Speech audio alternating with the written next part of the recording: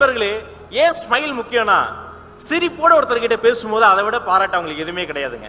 முக்கியமான விஷயம், சுவிட்சர்லாந்து கேள்விப்பட்டிருப்பீங்க, சில பேர் போயிருப்பீங்க. உலகத்தின் அழகான வெள்ளை நாடு சுவிட்சர்லாந்துல மே மாசம் 24 அவங்க நேஷனல் சயின்ஸ் டே கொண்டாடுறாங்க. ஏன் அன்னைக்குதான் அவங்க நோபல் பரிசு வாங்கினாங்களா, சுதந்திரம் வாங்கினாங்களா? ஒண்ணும் கிடையாது. 2004 மே மாதம் 24 அந்த ஊருக்கு ஒருத்தர் ஒரு 5.5 மணி நேரம் வந்துட்டு போனாரு. அது நேஷனல் சயின்ஸ் டே கொண்டாடுறாங்க. வந்து போன மனிதரின் பெயர் ஐயா APJ Abdul Kalam. Switzerland national science day கொண்டாடுகிறது.